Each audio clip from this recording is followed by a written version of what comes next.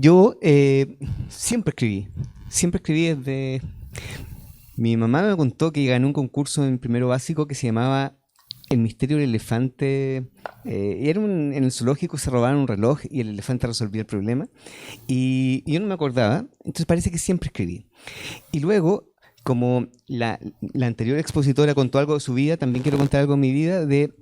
Yo, eh, yo escribía básicamente porque tuve un gran amor en Valparaíso y siempre pensé que en cualquier momento era mi primer problema. En cualquier momento iban a decir, ya no quiero estar contigo. Entonces se supone que a ella le gustaba mucho leer y yo le escribía cuentos. Entonces empecé a tener como un backup de cuentos por si acaso terminaba conmigo, entregarle muchos cuentos. Y ahí comencé a escribir también gracias a un profesor de castellano, Manuel Jara, que me impulsó a leer el boom latinoamericano y una serie de escritores. Y otra persona me regaló a Borges en su vida y empecé a escribir. Bueno, empecé a escribir, pero como escribe cualquier persona que tiene una especie de hobby o pasión, nunca profesionalmente, porque yo quería ser, lo cual es muy extraño, quería ser dentista. Espera, ¿por qué alguien quiere ser dentista? Pero ahí, quiere ser dentista. Ya. ¿Por qué? Porque cuando yo estaba en cuarto medio, admiraba mucho a un dentista que era un prócer de la odontología, que era un dentista con mucho sentido del humor, un viejo bacán, y mi muela del juicio empezó a salir hacia arriba y no hacia abajo, porque estamos hablando de la muela del juicio de arriba, tendría que haber salido hacia abajo, sale hacia arriba, y me lleva a la facultad de odontología. En la facultad de odontología me presenta un grupo de alumnos y alumnas que están ahí para que vean mi caso clínico. Y la persona que me está interrogando sobre el que tiene que llenar la ficha clínica, veo que tiene una niña que dice María Iribarne. Y yo tenía en mis manos el túnel de Sábato, cuya protagonista se llamaba María Iribarne. Y yo dije, si estamos en una simulación, lo supe mucho después, esto es una señal del universo que yo tengo que estudiar odontología. Y por eso estudié odontología gracias al túnel de Sábato y me encantó la carrera. Ya. Pero siempre seguí escribiendo, escribiendo, escribiendo, hasta que la vida me llevó a de verdad escribir. Y en un momento tenía mi consulta y escribía, mi consulta y escribía, y los actos fallidos definen y el caos define la vida. Y saliendo de mi consulta metí el pie en un hoyo que había en la vereda y me hizo un esguince y no podía apretar un motorcito que apretamos los dentistas para hacer funcionar la máquina durante 4 meses. Y dije, durante 4 meses voy a tomar un mini año sabático, voy a escribir y después voy a volver a la odontología y nunca más volví a la odontología. Ya. Y una vez en una fiesta me acordé que vi un paciente que fue mi último paciente. Y de hecho fue súper ridículo porque le pedí que abriera la boca porque quería comprobar cómo me había quedado la última tapadura. Ya. Bien, pero cuando empecé a escribir, a ver, ahí espera, vamos a hacer un... Ahí. He tenido la suerte de escribir sobre muchos géneros y en muchos formatos. Formato de películas, formato de libros, formato de audioseries ahora. Sí, formato de audioseries. Y cada vez que empiezo a escribir un proyecto, cometo los mismos errores y intento aprender cómo aprender a no cometer esos errores. Y lo que quiero hablar hoy son unos trucos que ustedes van a decir, ¿pero qué? Vine a hablar de eso, si todo el mundo sabe eso, pero yo no lo sé y lo olvido, y cada vez que lo olvido cometo un error y me demoro meses en retomar el camino. Y es cómo alcanzar un estado que a veces alcanzo, que todos los que crean lo experimentan alguna vez, que es un estado que podríamos decir, la literatura lo define como un estado de flujo creativo. Ese momento donde empiezan a pasar las horas y uno está metido escribiendo, creando, y pasó el tiempo y uno está sintiendo una especie de sensación placentera, aunque el tema puede ser terrorífico, o puede ser terrible, o puede ser reflexivo, pero hay un placer en estar escribiendo, el tiempo desaparece, Dejamos de crear porque pareciera que se produjo una especie de conexión extrañísima entre tu mente y tus dedos tecleando y estás ahí y descubriste que estás en el proceso creativo mismo, en el centro del proceso creativo. Un proceso donde uno se despierta y dice, wow, esto fue bueno, pasó algo. Y a veces eso dura unos minutos únicamente. ¿Cómo poder llegar al proceso creativo sin cometer errores? O sin cometer... yo me pregunté, ¿cómo lo hago para volver a experimentar eso una y otra vez? Bien, ahí pasemos con los dentistas. Ya. Y pensé en la chica surfista. La chica surfista está pasándolo bien. Está surfeando una ola, es valiente, pero para poder experimentar este estado de flujo, ella tuvo que hacer un par de cosas. Lo primero, despejar un día miércoles. Imagínate que un día de miércoles. Despejó un día de miércoles de su trabajo. Pidió día administrativo si trabaja en un banco, o hizo algo, o fingió enfermarse, pero se fue a la playa. O está en la playa. O sea, eso significa que despejó tiempo para la cita con el proceso creativo. Lo segundo es que eligió una tabla y está en una tabla, porque imagínate que llegó a la playa y no tiene una tabla, por lo tanto necesitamos un soporte donde escribir. Después vamos a hacer esa metáfora extrañísima que estoy haciendo, pero lo otro es que lo está pasando bien y lo otro es que lo ha hecho tantas veces que ya dejó de pensar cómo se para en la tabla, cómo hacerlo, sino que ya es intuitivo.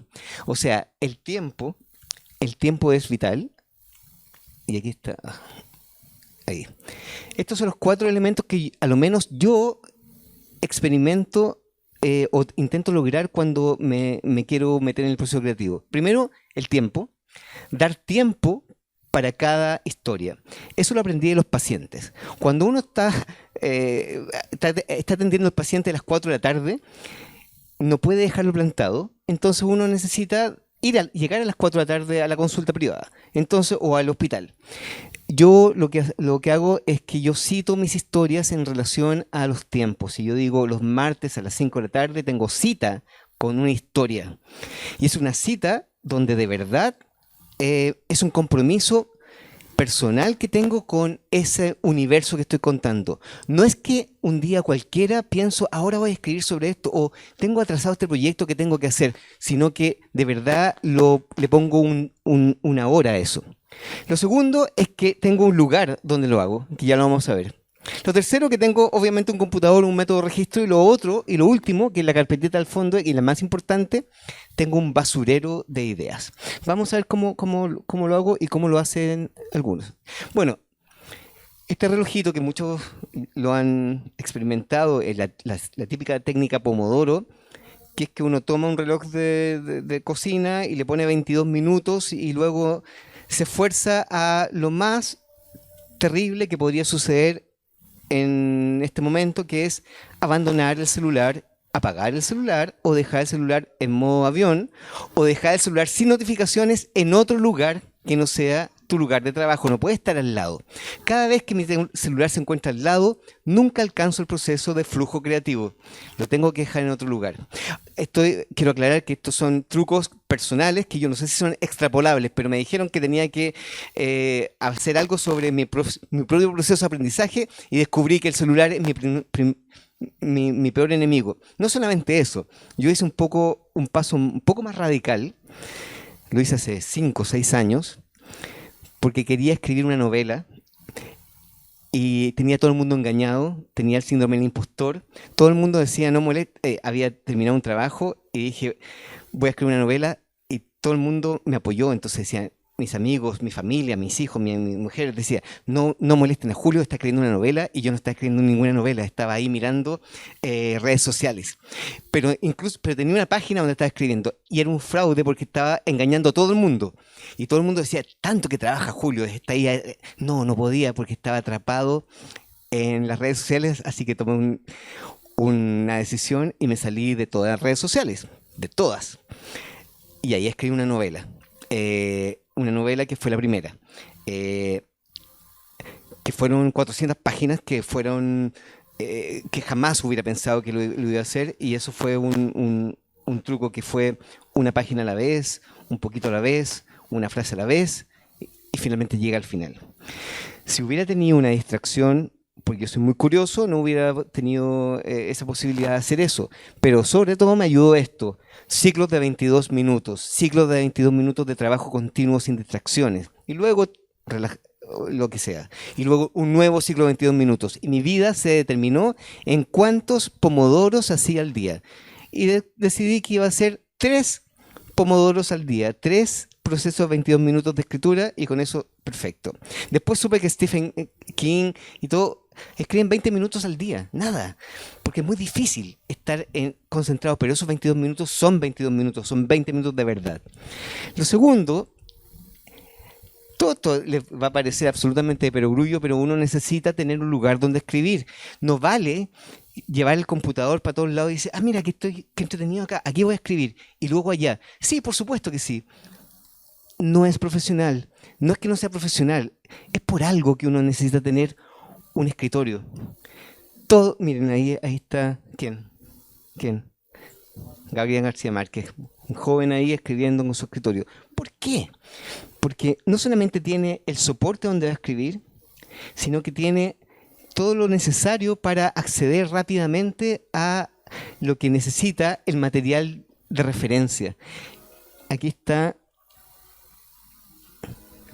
¿Quién? Sí. Margaret, que está también con su escritorio más minimalista, con su máquina, con sus libritos. Está ahí todo lo que necesita. El santuario para poder encontrar el lugar donde estás escribiendo. Porque también puede ser aquí, ¿eh? Pero que sea aquí y que te resulte aquí. Entonces uno genera una especie de conexión del territorio creativo con el lugar donde estás generando esa creación. Y lo estás pasando bien, entonces es tu lugar. Y es tu lugar y ojalá que nadie lo desordene. Y ahí tenemos a Bolaño y miren, ahí está, con su territorio, un territorio maravilloso, desordenado, pero él sabe, por supuesto que él sabe qué significa ese último papelito que está ahí chueco ahí. Y ojalá que nadie se lo desordene. Entonces tenemos que, primero es la cita con el territorio creativo, la cita con la historia. A las 4:20 nos juntamos. ¿En qué lugar? Lo mismo que una cita romántica. En el escritorio tanto. ¿Y de qué vamos a hablar? Ah, eso es lo otro, las referencias. Las referencias que ahora, ojo, claro, uno puede googlear todo. Las referencias se encuentran en una pantalla. Uno puede ir a ChatGPT y preguntar cosas. Pero cuando la referencia realmente es válida, imprímela, tenla a mano, no la tengas en la pantalla, en lo volátil que es la dinámica digital. En la dinámica digital se genera una impronta neurobiológica, una impronta neural que genera escribir a mano, hacer una raya, escribir un apunte sobre algo impreso. Entonces yo también me di cuenta que no me servían las referencias digitales, no me servía decir, pero ¿por qué quiero referencias si tengo todo lo que necesito en Google? Necesito tenerlo afuera. Y eso es una libreta. Una libreta. Una libreta donde voy anotando las cosas que voy a necesitar. ¿Cuándo las anoto? Cuando vengan. Por lo tanto, la libreta debería estar en cualquier lugar donde tú llevas la vida. Y las libretas o los apuntes, o también en tu celular, mucha gente lo pone en su celular, de acuerdo, pero es un método de captura. Todo para decir qué cosa. Para decir que esto es mi esquema que yo uso todos los días. No, esto no viene porque lo leí de algún libro ni nada, es lo que yo uso, es bastante simple y bastante como básico, que es, viene la idea y tengo siempre 3 carpetas. La idea, cualquier idea, un diálogo en la micro, una cosa que googleé y que descubrí, una idea que se me ocurrió, la meto a una página en Word que yo llamo el inbox. Cualquier idea que tengo, lo primero que hago es la captura y la meto ahí. O la capturo en diferentes plataformas y le tomo fotos y meto todo en esa carpeta. Es una carpeta que no tiene que ver con escribir, tiene que ver con capturar. Capturar la realidad, capturar lo que te necesita, lo que necesita, lo que te motiva, las conexiones, las reflexiones. Todo va a inbox. Luego, en el inbox, que está súper desordenado, que es como un basurero de ideas, imaginemos que estamos escribiendo una novela y uno dice, ¿y cómo se llama la protagonista? Se llama Renata Marín. Perfecto. ¿Cómo se llama la mamá de Renata Marín? Gertrudis de las Nieves. Perfecto. Cuando está pasando el tiempo, uno no debería perder el tiempo diciendo, ¿cómo se llamaba la mamá de Renata? ¿Dónde está eso? Todo eso, los datos fijos, los datos útiles de la novela ya no se encuentran en inbox, se encuentran en la carpeta del proyecto. La carpeta del proyecto dice nombres de los familiares de la protagonista y están ahí y uno lo sabe. Los lugares de la protagonista, que los materiales y las referencias, las cosas fijas que van quedando, salen del inbox a la carpeta del proyecto. Y lo tercero es la joya de la corona, que es el documento de trabajo, que es la hoja en Word, la hoja en Final Draft si uno está escribiendo un guión, la hoja en algún programa de novelas, donde estás escribiendo la novela de verdad. O sea, la novela de verdad es lo verde. Todas las ideas son enloquecidas durante el día en el inbox. Todas las ideas ordenadas que te van a servir para la novela, para no estar buscando en miles de archivos, en la carpeta proyecto. Entonces, y todo eso capturado en una carpetita, que es la carpetita del proyecto. Disculpen que sea tan concreto, pero esto es un ejemplo de una carpeta que yo tengo, que es el proyecto Freeland, por ejemplo. Y el proyecto Freeland tiene, en la primera, en el documento donde yo estoy escribiendo el guión o la novela, le pongo siempre un arroba antes. Entonces siempre sé que si hay un documento que tiene una arroba antes, es el documento definitivo en que estoy escribiendo. No es ninguna otra cosa. Estoy escribiendo la novela ahí, el guión ahí. ¿Bien? Arroba Freeland, guión tanto con fecha. Luego está la carpeta de Freeland, donde tengo todas las cosas necesarias para que no se me olvide nada de lo que estoy escribiendo. Y luego está el inbox de Freeland o el basurero de Freeland, que se llena todos los días de diferentes cosas que voy detectando o que voy escudriñando. Ese tipo de proceso a mí me ha resultado siempre. Cada vez que lo olvido, me meto en problemas. Y luego recuerdo que lo tenía el sistema y lo vuelvo a implementar. Y tenemos una relación de amor-odio porque siempre este sistema gana para mí. Y lo olvido siempre. ¿Ya? Una vez que tengo eso, quería hablar un poquito del proceso creativo mismo, y yo divido la semana es como si mi cerebro se dividiera en dos partes, o lo esfuerzo a dividirlo en dos partes. Una parte que podríamos denominar una escritura irresponsable, salvaje y totalmente inconexa de cualquier tipo de estructura, que son los lunes, los miércoles o los viernes, donde yo escribo cualquier cosa. Cualquier cosa significa que no estoy pensando en hacia dónde va eso. Estoy escribiendo, en este momento, por ejemplo, estoy escribiendo una reversión del siglo XIX de un hombre lobo en un sanatorio en los Pirineos. Y una enfermera que trabajó en el psicoanálisis, que viene con la misión de usar el psicoanálisis para ver si puedo curar a este enigmático personaje que pareciera ser un hombre lobo. Bien, todo lo relacionado con hombre lobo, perfecto, pero también tengo otro proyecto, o también estoy escribiendo un nuevo proyecto sobre inteligencia artificial. Los lunes, los miércoles o los viernes no me pregunto lo que estoy escribiendo, sino que escribo lo que sea. Y nunca ordeno, esa es la única regla. Nunca corrijo lo que ordeno los lunes, miércoles y viernes. Siempre voy hacia adelante. Tanto así que me compré una especie de maquinita donde no hay tecla de retroceso. Es una especie de máquina de escribir antigua, pero que la sube digitalmente, pero que usa el sistema que usaba Hemingway, que es nunca retrocedas. O sea, escribiste algo que te arrepientes, no importa, sigue adelante. Después vas a corregir. Nunca retrocedes en tu escritura, siempre hacia adelante. ¿Por qué? Porque los martes y los jueves no escribo nada. Solamente ordeno, corrijo y edito.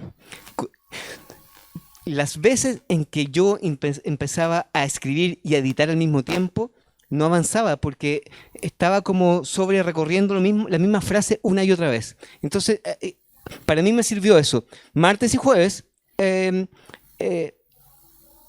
mundo analítico. Lunes, miércoles y viernes, mundo creativo puro. Lo otro es... ya voy a terminar. Lo otro es que si uno ve una historia como una línea, y esa línea tiene un centro, lo que me fijé era que durante muchos años sobreescribía los comienzos una y otra vez. Porque, ¿por qué? Porque es natural. Uno abre una historia, se sienta en el computador, frente al computador y empieza. ¿Y por dónde comienza? Por el comienzo, por supuesto. Pero no me gustó esta frase. Y nunca llegas a la parte del final. Hasta que comencé a hacer un truco, que es, abro el documento donde estoy trabajando, el que tiene arroba, y nunca me voy al comienzo, sino que adelanto random a cualquier parte del proceso hasta el final.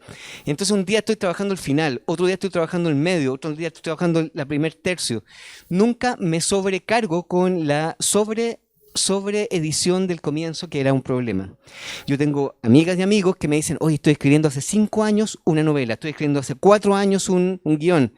Pero ¿por qué te estás demorando? Es que no logro salir del comienzo. Por supuesto, está atrapado en el comienzo.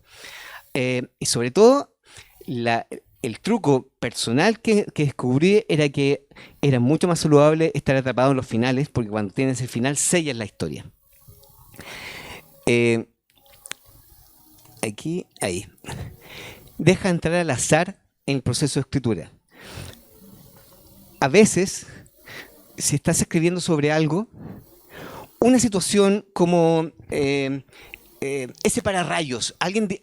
Es bonito que haya un pararrayos en Santiago donde no hay rayos, ¿ya? Ese pararrayos tiene estaño, tiene una serie de materiales, alguien lo hizo en el siglo XIX porque pensó que venía un rayo e iba a generar un incendio. Ese pararrayos no tiene nada que ver con mi historia del hombre lobo, ¿o sí? Pararrayos. O sea, dejo entrar al azar que no todo sea utilitario a la historia. Y eso oxigena las historias. Que cualquier cosa que no tenga nada que ver, conexiones de puntos que no tengan nada que ver, pueden generar una nueva entidad que va a servir para la historia. O puede rechazarlo, pero ese pararrayos va directamente a inbox. Y por último, ahí está, cierra las historias. Quizás esto es el ejercicio creativo que más me ha costado hacer, que es la sensación de que una historia tiene que cerrarse en algún momento. En un momento tiene que decir fin, porque las historias tienden a infinito. Las historias luchan por no ser acabadas. Las historias se van a intentar de todas las maneras que no las acabes nunca, porque le estás dando vida finalmente, y al cerrarla se acaba tu relación con la historia. Hay que terminar las relaciones. Esta cita que tuvimos tiene que terminar en algún momento. Entonces en algún momento yo hago el ejercicio de poner créditos, que es la manera en guión de poner fin, o escribir la última frase. Cuando uno escribe una última frase, tiene la sensación maravillosa de que esa historia la puedes terminar, y como la puedes terminar, puedes escribir sobre ella con la sensación de que no estás capturado por la historia, sino que tienes el control del comienzo, el transcurso y el final. Y ahí, con eso, uno puede, surfear y disfrutar el proceso. Eso es.